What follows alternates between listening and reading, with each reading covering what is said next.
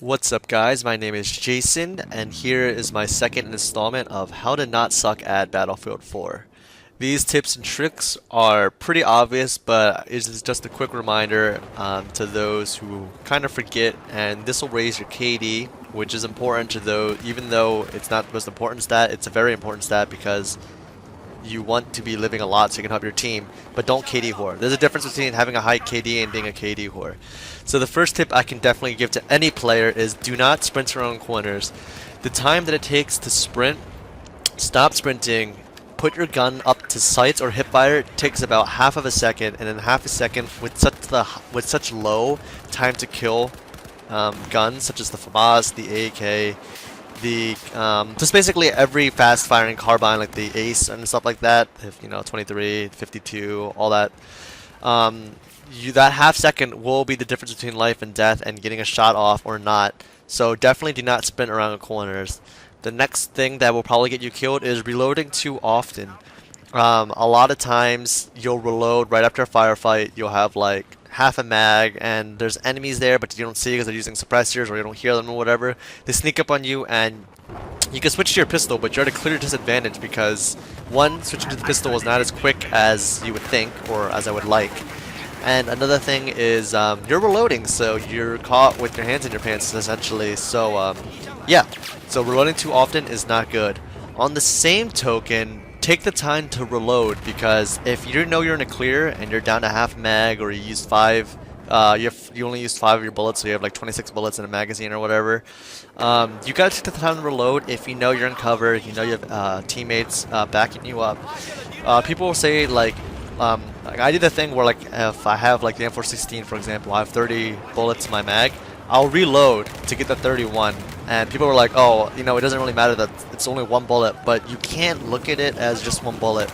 If you take the standard M416 in Battlefield 4, it does 25 damage up close. So you have to look at the one bullet not as one bullet, but 25 damage to the enemy that you could potentially be doing.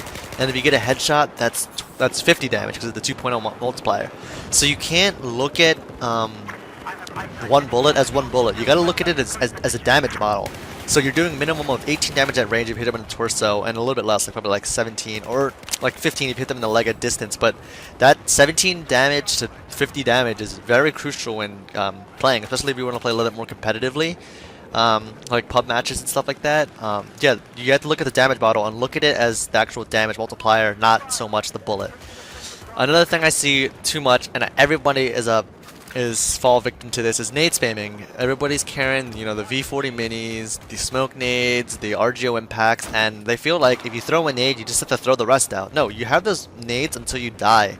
They're not just gonna randomly disappear. So what I usually do is I throw one nade, alright, and then I'll throw another one, and as I'm throwing another one, like the enemy can see where the nade's coming from, the direction in which it's coming from, generally, so long as it's not bouncing. So yeah, they can see that, and that time they can come up and sneak up on you and shoot you.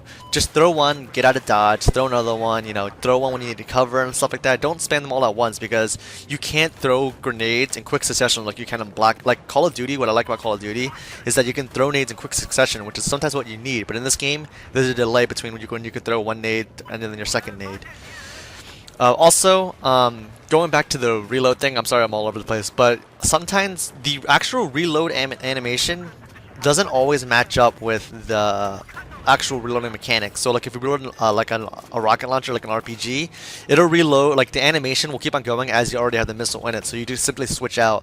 Like likewise, the M416, I did this a lot. It has a fast reload, but when you actually put the mag in, your bullet count doesn't actually go up. So what I do is I usually like if I'm reloading and I have to immediately switch to my sidearm because there's an enemy there. I'll switch back to the M416 and I won't look at the ammo count. And then when I get to another firefight, I'll have like only 6 bullets, and I'm like, what the heck?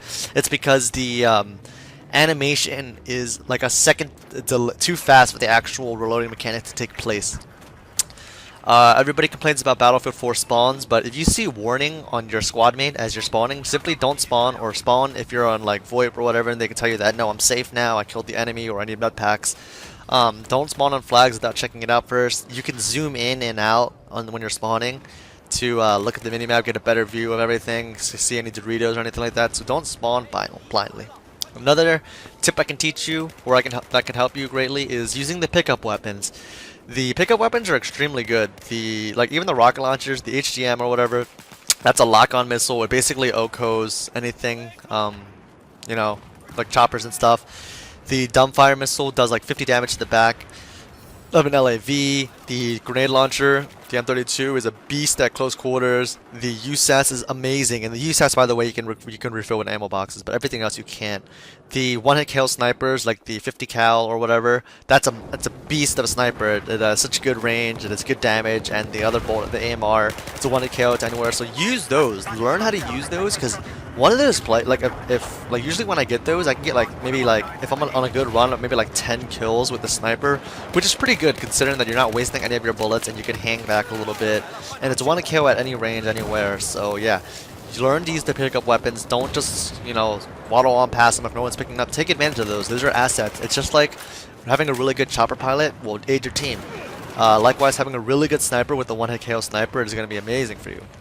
Another objective that will make you better is playing the objective. Playing the objective will give you geographical advantages. For example, if you're ever playing, I know you guys all have played Zavad and you've been in that situation where you're cooped up at A or cooped up at F. No, if you're like on the A side, like whatever your response goes to A, you get A, B, C, and D, you can lock them in at E and F. And E and F are really easy because F is too far to flank around anywhere, and E is so centralized because you can get it from C or D.